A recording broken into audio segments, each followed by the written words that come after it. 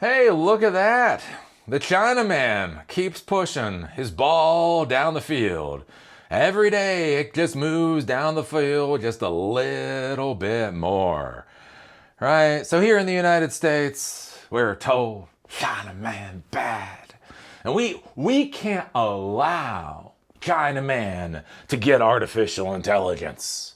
Because the fate of the world resides in whoever has artificial intelligence, and we, being the arbiters of everything moral and ethical and good, we are the ones to say who should or should not get artificial intelligence. Right? This is the whole line of argument that's been going on for a while now, and China don't care. China just don't care. It reminds me of like when I was a teenager. So I was a teenager. Again, my mother was like an alcoholic and all that. Oh, it was just horrible. Again, abusive alcoholic. Anyways, a lot like our political class right now. And for a long time when I was young, I used to try to argue with her, and I tried to do that whole fighting thing, and then I realized it didn't do anything. It didn't just try to argue with her was just like fucking worthless. And so I just started ignoring her. I was like 16 years old and I just stopped giving a fuck. I didn't get into arguments. I didn't yell. I didn't backtalk. I just did what I wanted to do. And she just kept screaming in the back of my head until I got far enough away. I could not hear her scream in the back of my head any longer, right? And I think that's one of the things to be thinking about. Like with arguments or fights or whatever else, there's this idea of like mono and mono, like we're gonna fight, we're gonna argue, we're gonna work this out. Like what happens when the other side just walks the fuck away? What happens when the other side is like, yeah, whatever, I'll be back when I'm back. And I feel like that's what we're getting to with this whole China disaster. We are trying to tell China how far they should move with their technology and whatever else, and they're just doing their own thing.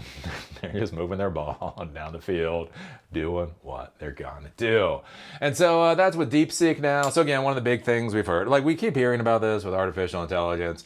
Oh, they can do this one thing, but they can't do this other thing. Oh, they can do this, but they're behind up. Right. Anyways, and they just keep moving the ball down the field. Right. So Deepseek version 4. So this is going to be the latest version of Deepseek, the Chinese AI model adapted for Huawei chips. Right. And so this is the big thing. So, NVIDIA has their GPUs. One of the things I've argued for a while now is that there's a lot of different chips out there. It's amazing. Everybody's making chips nowadays. It's kind of ridiculous. And so Huawei is making their own AI accelerator chips, right? And there was this whole idea is like, well, they might be able to do accelerator chips, but it's not going to be blase, blase, blase. And so the interesting thing now is Deepseek. Everybody seems to agree that Deepseek is a good model. I have heard very little crappy things about Deepseek. It may not be quite as good as GPT 5.5. That's the latest model from OpenAI. But again, at this point in time, who the hell cares, right? If it's 3% less than GPT 5.5, does anybody notice? Does anybody notice? Right? And so now they've got this basically adapted to run directly on Huawei chips. So they don't even need NVIDIA for the inference anymore. Chinese startup Deepseek on Friday released a preview version of V4, its new artificial intelligence model adapted to run on Huawei chips, marking another step in China's push to build a self-sufficient ecosystem. Yep.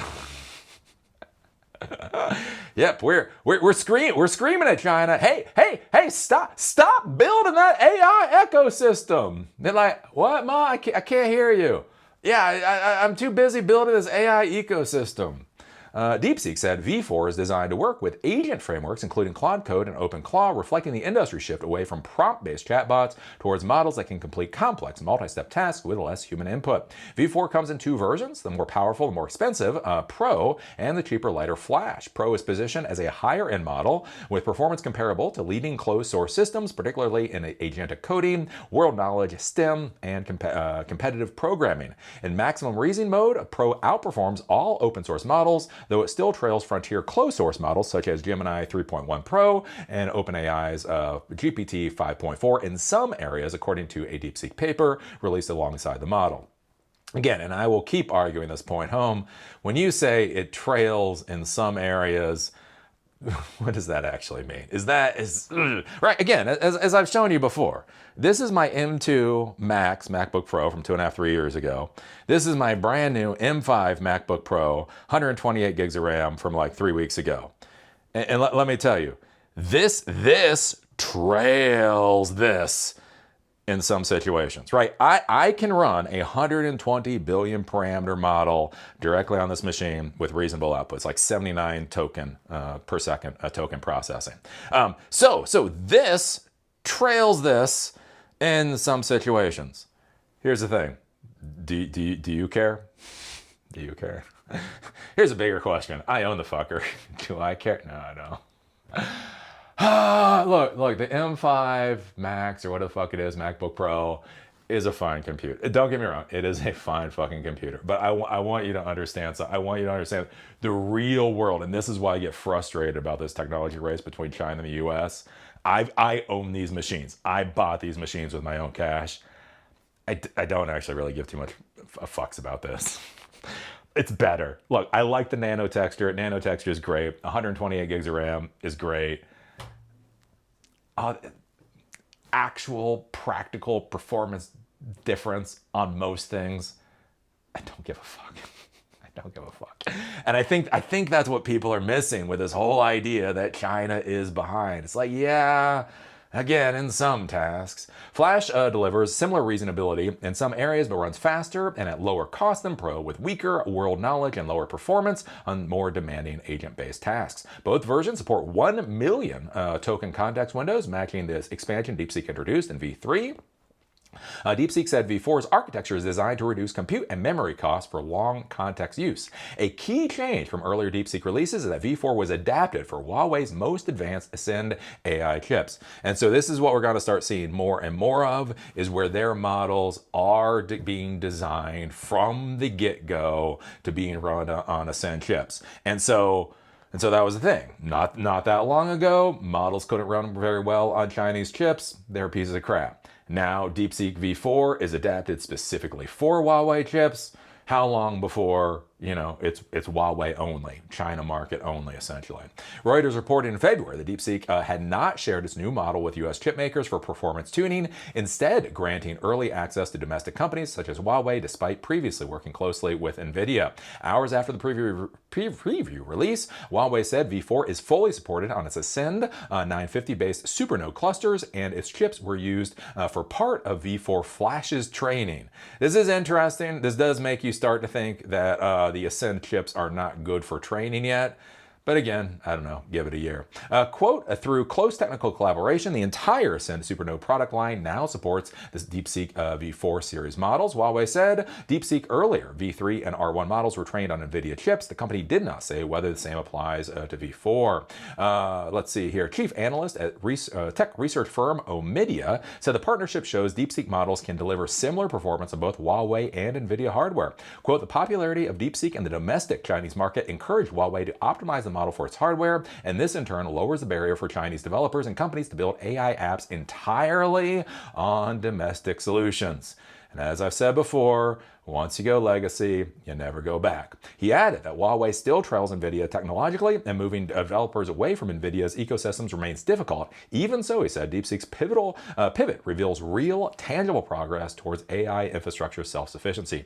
Deepseek said Pro pricing could fall sharply once Huawei Ascend 950 supernodes are deployed at scale in the second half of the year. So yeah.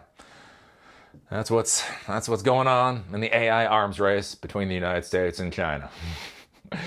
We're screaming, we're crying, we're blowing snot bubbles, and they're pushing their ball down the field. Who do you think is going to win this argument? Who do you think is going to win this fight? Here's an interesting question. Who wins the argument when one side doesn't participate in the argument?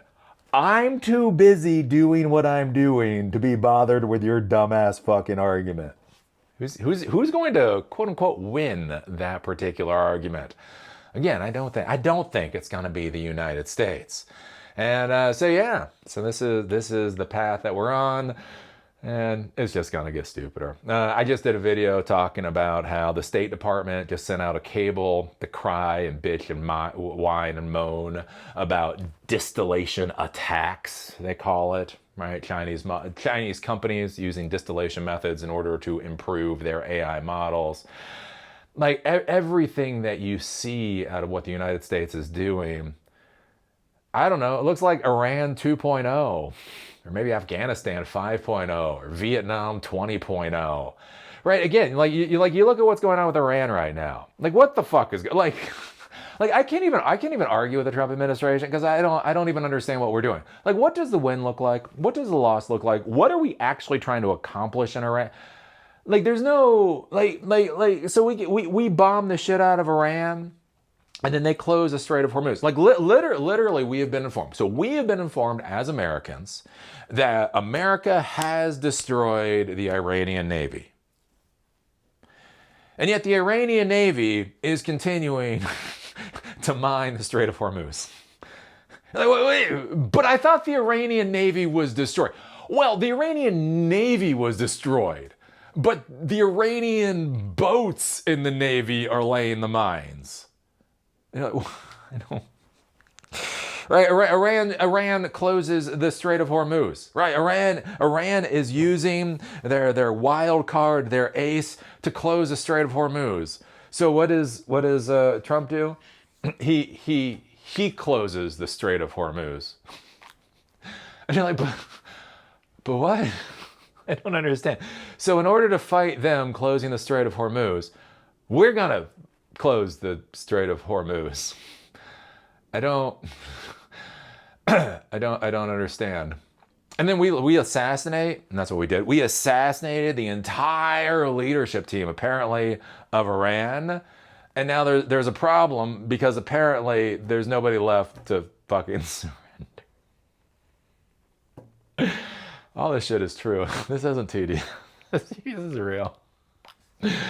So the argument of the Trump administration literally at this point is now that Iran can't surrender because we killed so much of their leadership apparatus that they don't actually have anybody that's in a position to surrender.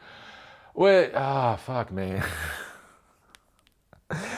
And again, so if you look at the complete and abject idiocy of whatever the fuck's going on in Iran, again, whether you agree with it, whether you disagree with it, just like what's going on, I feel like if you transfer that to the technical realm and artificial intelligence, that's basically what's going on with the AI war with China. Right, basically, the Iran war right now is a perfect fucking metaphor for the AI war with China. Like we are doing things, we are informed that we're winning, but when you actually look at the results, you're like, doesn't seem like we're winning. It's like, wait a minute, so you're telling us our team is winning the game. But when I look at the scoreboard, their team has 100 points and our team has 10 points. How are we winning this game? Oh, but you are looking at this game as if it's only based on points. You're like, yeah, that's how games work. But not in modern America. Not in modern America. In modern America, you can do debate me, bro. Right? So that's the thing. There's the next Super Bowl under the Trump administration is going to end with a debate me, bro. So what's going to happen? Like there's going to be like one team and it's just going to eviscerate the other team. And then the quarterback of the team that just got eviscerated is going to come out and be like, yeah, sucks that you lost. And then the other team's got, what do you mean? We got 100 points. You got 10 points. We won. You lost. Oh, that's what a fucking loser would say. Like, no, but we score. Oh, you think this game is just about points? Yeah. I foreshadow this here. We are going to see our first debate me, bro, Super Bowl. Where one side gets their ass fucking kicked. And at the end, somehow they walk away with a big ass trophy. Like, I don't understand. How did they get the trophy? They lost by so many points. Anyways, I don't know. What are your thoughts about this? What are your thoughts about Deepseek V4 running completely on the Huawei stack? Again, when you look at all the videos I've done over time, how does this make you feel? Put your thoughts down below. See y'all later.